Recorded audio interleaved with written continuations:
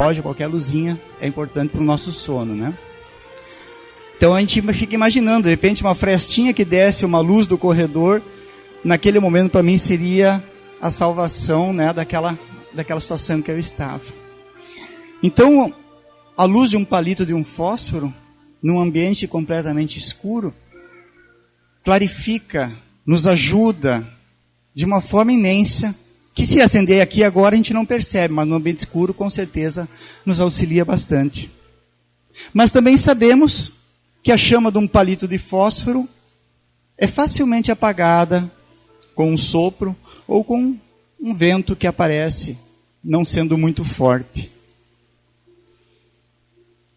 Lembrando um pouco de Jesus, ou devemos lembrar muito de Jesus, mas depois do Sermão da Montanha, onde ele deu as bem-aventuranças, ele falou algumas coisas muito importantes para aqueles que tinham os ouvidos de ouvi-lo. E ele disse para todos que o acompanhavam, e essa mensagem chega até hoje para nós: vós sois o sal da terra, vós sois a luz do mundo, brilhe a vossa luz. Mas o que tem que ver a luz do fósforo com a mensagem do Cristo? Todos nós somos filhos de Deus. Mesmo que a gente às vezes não entenda, não aceite ou não compreenda o que é isso, somos filhos desta ser supremo que criou a todos nós. Todos nós somos lucigênitos. Somos filhos, somos gerados filhos da luz. De uma forma simbólica, podemos entender essa passagem, porque Deus é a luz maior e nós somos filhos de Deus, somos filhos dessa luz, mas também de uma forma concreta, porque nós hoje começamos a entender que a matéria nada mais é do que luz ou energia condensada. Então, em corpo físico, nós também somos filhos dessa luz, dessa maneira, dessa energia condensada. Se nós somos filhos da luz, nós também temos luz própria. Há uma luz que está conosco e é nossa.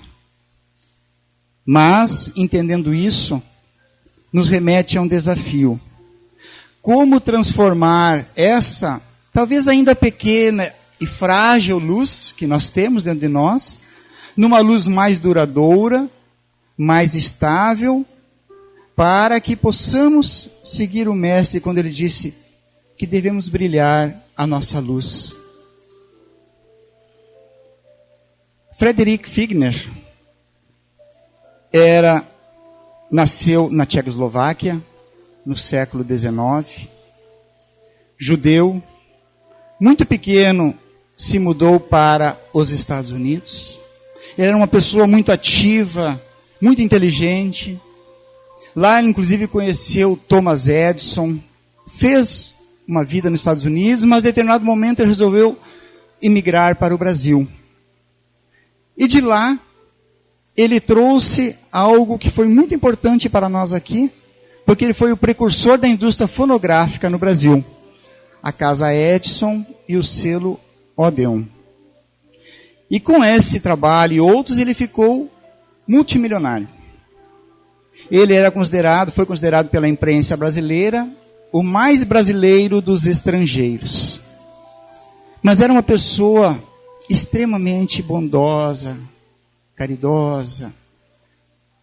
Tanto em 1918, na época da gripe espanhola, ele que já tinha certa fortuna, transformou a sua mansão num hospital para os enfermos. Era simpatizante da doutrina espírita, quando em 1920, a sua querida filha Marta desencarnou. Conhecedor da doutrina espírita, ainda de uma forma mais superficial, buscou respostas a isso, especialmente para consolar a sua esposa, que não aceitava a perda da filha Marta. Em 1921, ele foi para Belém do Pará para conhecer uma famosa médium da época chamada Ana Prado, que era médium de materialização. Os espíritos se materializavam através do ectoplasma, das energias que a Ana Prado fornecia aos espíritos. E para a sua alegria da sua esposa, sua filha não só se materializou, como sentou no seu colo e acariciou-lhe. Então, consolidou ainda mais a sua fé, a sua crença na doutrina espírita. Foi um colaborador efetivo da Federação Espírita Brasileira, de tal monta que ele chegou a custear quase que totalmente o Parque Gráfico, que funcionou até pouco tempo atrás, que editou todos os livros da FEB até então, especialmente os do Chico Xavier. Ele desencarnou em 1947. Em 1948, através do Chico Xavier, ele conta a sua história. Numa obra que recomendo a leitura para todos, com esse nome, a capa mais antiga, Voltei, e com o pseudônimo de Irmão Jacó, mas é Frederico Figner. E aí ele conta um pouco como foi sua chegada ao mundo espiritual, um pouco diferente do que ele achou que chegaria lá. Lá ele foi recebido, para ver a magnitude dele, assim, do trabalho dele, por Bezerra de Menezes, pela sua própria filha, que já era um espírito evoluído, e muitos outros espíritos luminosos auxiliaram nesse processo de readaptação no mundo espiritual. Quando em vida, ele trabalhou também no processo de esclarecimento aos espíritos desencarnados. Chamamos de doutrinação ou de desobsessão em alguns casos. Quando ele estava aqui, ele trabalhava na casa espírita nesse trabalho. No mundo espiritual, após se reequilibrar, ele foi visitar algumas atividades, inclusive na casa espírita, onde ele trabalhava, e foi participar de uma atividade dessas, de esclarecimento aos espíritos desencarnados, agora com o olhar do mundo espiritual. Quando ele estava observando a cena dos médiuns, dos doutrinadores e dos espíritos se manifestando, um espírito que estava ali, naquela situação, olha para ele e reconhece. Porque quando encarnado, Jacó, ou Frederico, tentara doutrinar esse espírito. E esse espírito então reconhece e diz assim: aquele ali não é o Jacó? E textualmente ele diz isso no livro. E mirando-me de alto a baixo, esse espírito mirando a Jacó, acentuou: que é da luz dele? Porque ele olha para Jacó, que era um esclarecedor no grupo mediúnico, e não enxerga nenhuma luz em Jacó, uma luz própria, que identificasse ele como um espírito já com uma caminhada. Nesse momento, Jacó tem um choque dentro de si. Ele se deu conta de que, apesar de todo o trabalho que ele fez, ele ainda não havia conquistado uma luz própria, desenvolvido essa luz de uma tal forma que pudesse ser identificada. Ele ainda não tinha percebido como ativar de tal forma essa luz para que ela resplandecesse, como diz o Evangelho do Cristo. Como fazer isso? Vamos falar um pouco disso também. Nesta obra, Vinha de Luz, de Emmanuel, através de Chico Xavier, outra obra lindíssima para lermos, especialmente em momento de férias. No prefácio, Emmanuel, com o título Brilhe a Vossa Luz, fala um pouco disso para nós. Esta obra foi lançada em 1951. Então, pouco tempo depois, ou melhor, o Vinha de Luz, pouco tempo depois do livro Voltei. Emmanuel escreve assim: meu amigo, no vasto caminho da terra, cada criatura procura o alimento espiritual que lhe corresponde à posição evolutiva. Ou seja, cada um de nós busca algo que alimente a sua alma, o seu espírito. Isso é para todos, independente. E ele dá um exemplo. A abelha suga a flor. O abutre reclama despojos. Fazendo um paralelo do reino animal. Enquanto a abelha busca a flor perfumada e doce, o abutre busca o resto da carne, né, dos animais que estão em putrefação. O homem busca emoções. Então, o alimento do homem são as emoções. Mas, diz Emmanuel, ainda mesmo no terreno das emoções, cada espírito exige tipos especiais para se alimentar essas emoções. E ele nos dá algum desses alimentos. Há sofredores inveterados que outra coisa não demandam além do sofrimento. Pessimistas que se enclausuram em nuvens negras, atendendo a propósitos deliberados durante séculos. O alimento é o sofrimento. E ele diz assim: suprem a mente de torturas contínuas e não pretendem construir senão a piedade alheia sob a qual se comprazem. Parece estranho, Emmanuel, dizer isso, que alguém se compraz no próprio sofrimento, na piedade que estimula nos outros. Mas pensemos bem, será que nós não conhecemos algum familiar, algum conhecido nosso, que diz que está em profundo sofrimento e não consegue sair daquilo ali? Quando você dá uma ideia que poderia ajudá-lo, ele diz: isso não é possível, isso não é para mim, ou ele não escuta e segue adiante. Quando às vezes as soluções não são tão complicadas, porque ele ainda se alimenta do sofrimento, especialmente da piedade alheia. Emmanuel continua: há outros. Temos os ironistas e caçadores de gargalhadas, que apenas solicitam motivos para o sarcasmo de que se alimentam. Tem pessoas que você se aproxima delas, e você nunca sabe se ela está falando sério, se está enganando, se está querendo fazer uma piada, porque a pessoa não consegue. E a gente diz: a pessoa é muito alegre. Isso não é uma alegria, isso é uma falsa alegria. Não consegue ter uma conversa séria com essa pessoa, porque ela ainda se alimenta do sarcasmo, da ironia, da gozação, das gargalhadas do mundo. É uma forma de alimento. A pessoa ainda se compraz nessas situações. Há aqueles, como diz Emmanuel, que são os discutidores, que devoram páginas respeitáveis, coisas boas que eles leem, mas o objetivo não é bom. Porque o único objetivo é recolher contradições para sustentarem polêmicas infindáveis. São aquelas pessoas que leem coisas profundas, mas não tiram lições, eles tiram coisas para criticar aquele texto a outras pessoas. Aquela crítica ácida, destrutiva, que nunca contribui, mas somente denigre. É uma forma de alimento. Reparamos os temperamentos enfermiços que sorvem tóxicos intelectuais, através de livros menos dignos, com a incompreensível alegria de quem traga envenenado licor. Emmanuel aqui destaca aqueles que buscam, às vezes, na literatura mais chula, nos programas de TV de violência, de sexolatria, coisas com baixo conteúdo moral, e se comprazem naquilo de tal forma que se tornam viciados daquilo. E de difícil sair dessa situação se a pessoa não se dá conta disso.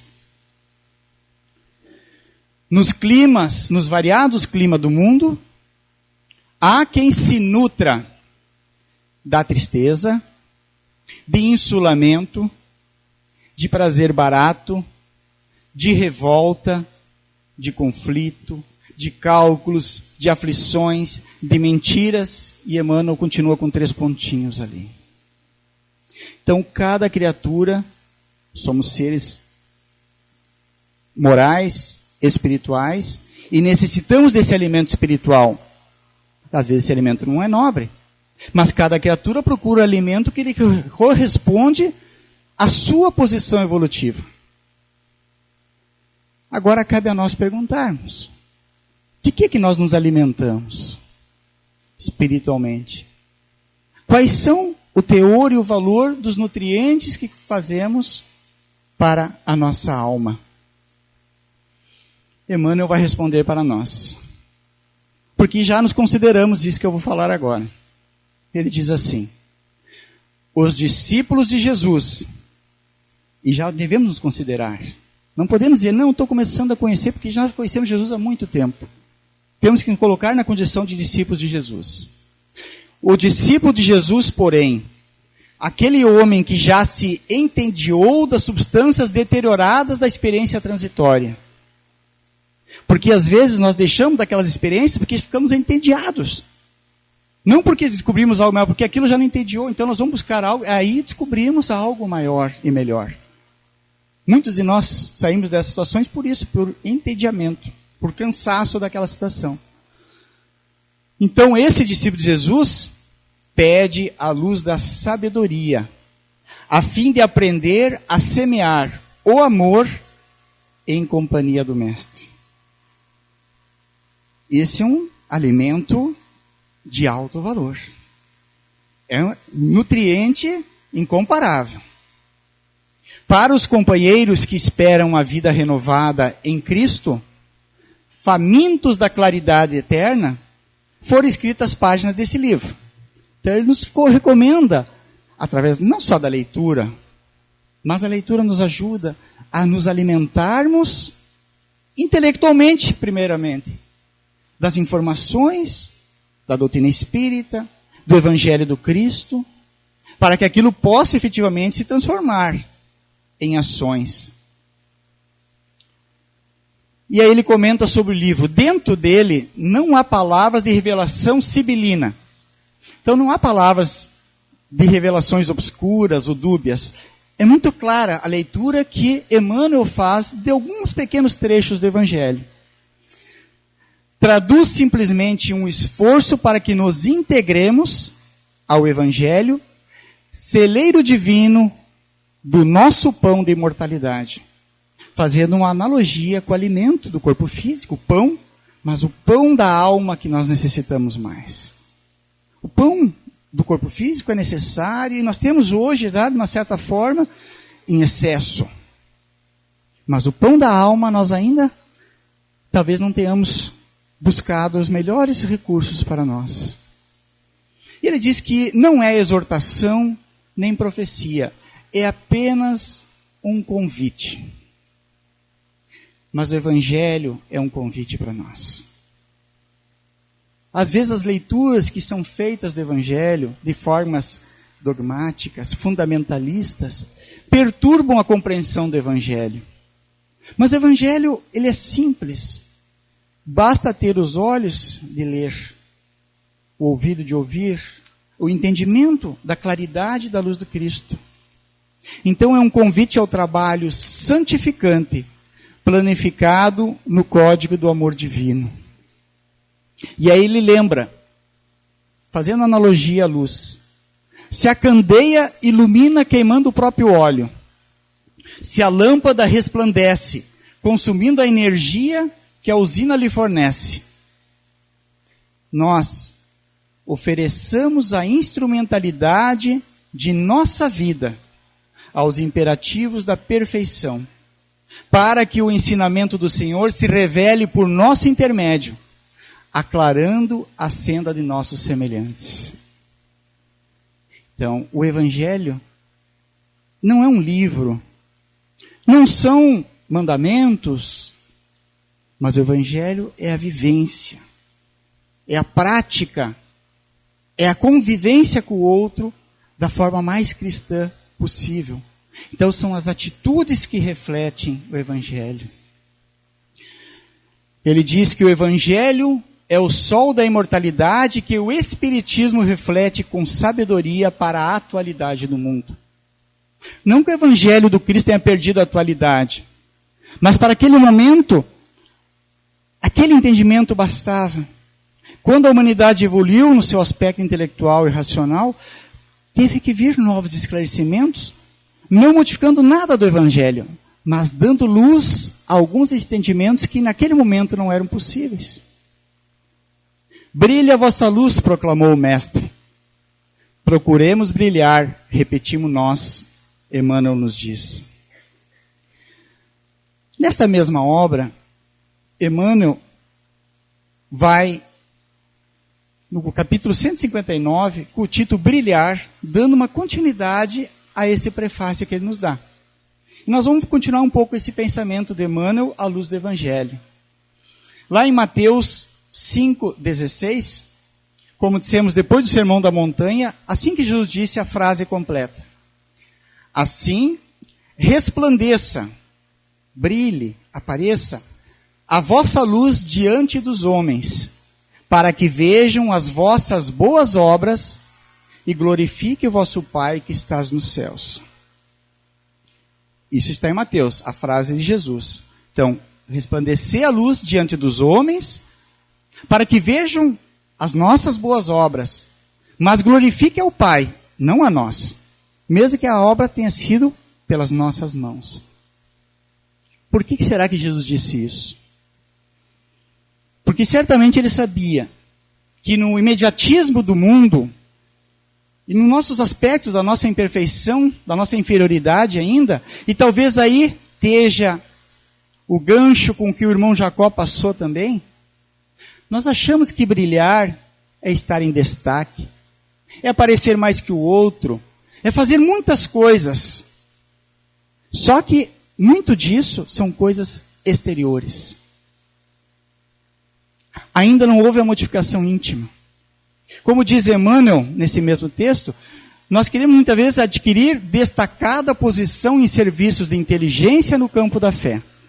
Então nós buscamos muitos aspectos intelectuais, palavras bonitas, textos maravilhosos para divulgar. E trabalhos feitos também. Mas ainda está daqui para fora.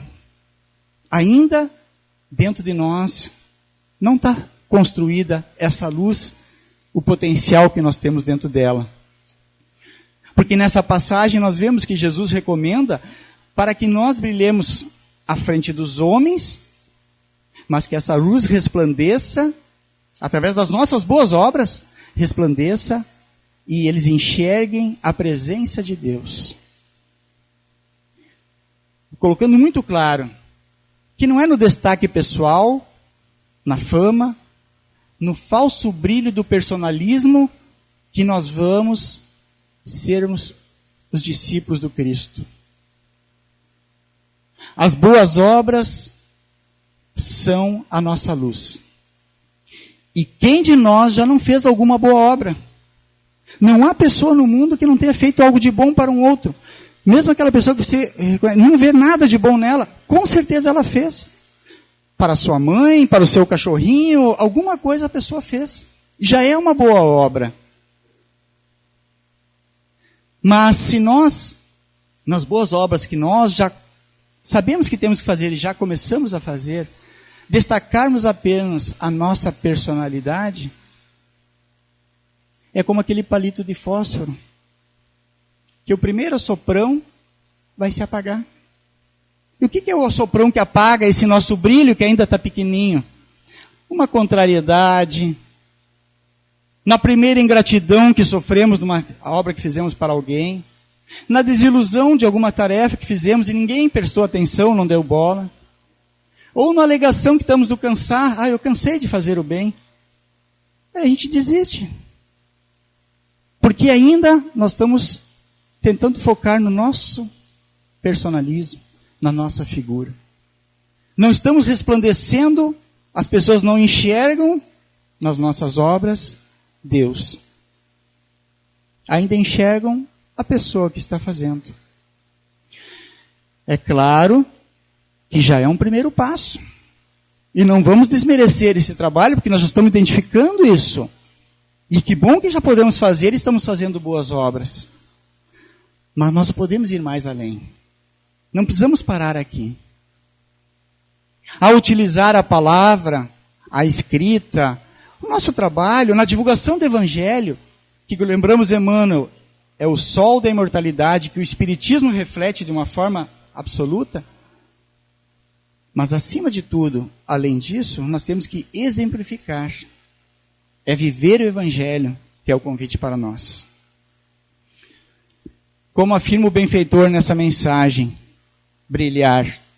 Porque somente fundindo pensamento, verbo e ação no ensinamento do Cristo Jesus, haverá em torno de nós a glorificação construtiva ao nosso Pai que está no céu. Então, quando as nossas ações, os nossos pensamentos e os nossos sentimentos estão em sintonia com o Evangelho e com a mensagem do Cristo, aí a nossa luz brilha. Lembremos de Jacó, esse irmão que nos, de uma forma muito humilde, relata essa sua experiência. Mas ele tinha luz dentro dele, mas ainda estava muito apagado. Mas ele começou a entender isso no mundo espiritual e a desenvolver esse brilho que ele tinha dentro dele. Lembremos sempre, quando a gente quer se destacar, especialmente em obras beneméritas, lembremos de João Batista, que quando Cristo chegou, Jesus chegou, ele disse, agora eu tenho que diminuir para que ele resplandeça. Então, nós não somos nem João Batista, muito longe disso. Mas nós temos que tirar a questão de fama, de personalismo naquilo que estamos fazendo. E colocarmos toda a nossa obra em nome de Deus e do Cristo. Do fundo do coração, não da boca para fora. Mais um capítulo 160, onde Emmanuel comenta, na mesma obra Vinha de Luz, uma frase que Paulo escreve numa carta aos Efésios. E Paulo diz assim, andai como os filhos da luz. Está aí de novo a luz, de novo nos cutucando. Né? A luz, andai como os filhos da luz. E Emmanuel comenta, aos filhos da inquietude, aos filhos da tristeza, aos filhos da irritação, da discórdia, da luxúria, dos corações endurecidos, que são os alimentos espirituais, de acordo com a condição evolutiva de cada um. E nessa situação, todos deixam marcas de infelicidade por onde andam. Aquele coração endurecido, aquele que gosta de usar da maledicência, deixa marcas infelizes por onde passa, que ele depois vai ter que apagar com seus próprios trabalhos. E que marcas deixam os filhos da luz? Na página 358 da minha edição desse livro, Emmanuel diz assim, os cristãos, todavia, são filhos da luz, como já comentamos no início. E a missão da luz é uniforme e insofismável. Não há enganos.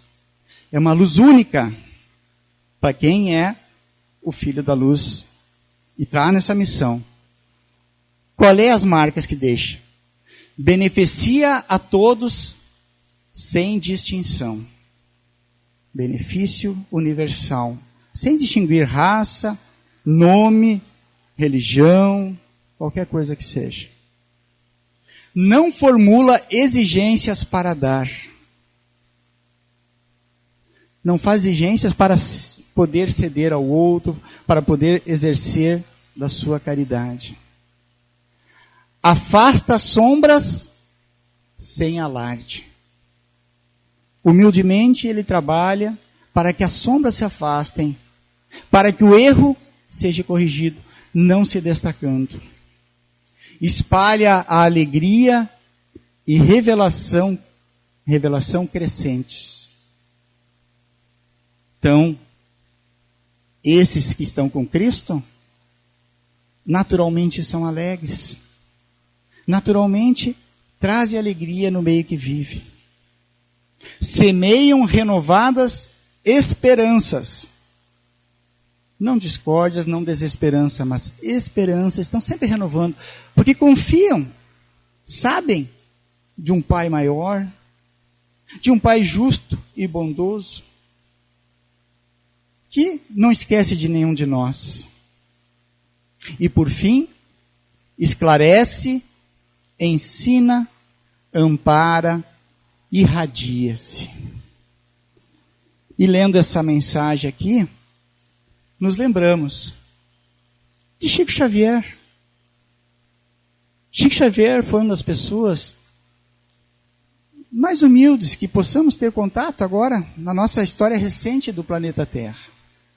Mas uma conquista que ele fez com muito esforço. Não nasceu assim nesta encarnação.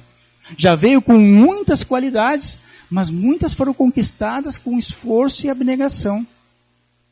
As pessoas que chegavam no Chico, algumas até não compreendiam e achavam que era ele, agradeciam a ele, mas ele sabia do fundo do coração que todo o trabalho era do Cristo, é do Pai. Então ele sempre direcionava os agradecimentos a Deus. E desta forma ele conduziu seus 92 anos de vida como um exemplo para nós, daquele que soube brilhar a sua luz. Essa mensagem viva do Chico, como outros exemplos, mas do Chico especialmente hoje, possa servir de exemplo para nós. Não quero dizer que podemos ser um Chico nessa encarnação. Acho que não está a nosso alcance de nenhum de nós. Mas o exemplo dele diz que é possível dar muitos passos nessa encarnação. E com certeza podemos dar, se nós quisermos. Porque na base de tudo isso está o nosso desejo, a nossa vontade. Porque à medida que a gente diz, eu quero, eu tenho condições de fazer. Agora, se esse eu quero, como dizem os Espíritos, é só da boca para fora, nós vamos ter muitas coisas ainda a penar para poder encontrar o verdadeiro caminho da luz. Muito obrigado pela atenção de todos, aos amigos da Seara TV, que possamos refletir um pouco mais sobre a mensagem do Cristo.